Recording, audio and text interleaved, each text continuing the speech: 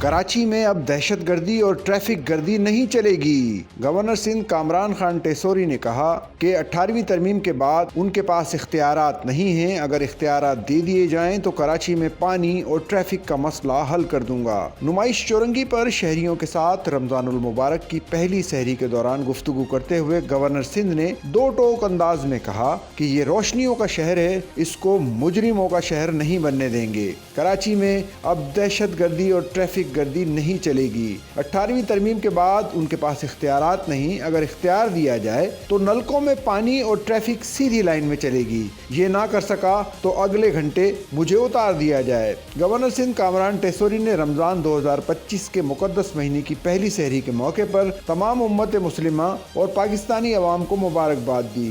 انہوں نے کہا کہ تمام پاکستانیوں کو پہلی سحری کی مبارکباد پیش کرتا ہوں۔ فلاحی ادارے لاکھوں افراد کو سحری فراہم کرنے میں معاونت کر رہے ہیں اور اس کے علاوہ 20,000 کپڑے کے جوڑے بھی تقسیم کیے جا رہے ہیں۔ گورنر سندھ نے کہا کہ ہم پاکستان کو وزیر اعظم شہباز شریف کے ویژن کے تحت اڑان دینے کی کوشش کر رہے ہیں۔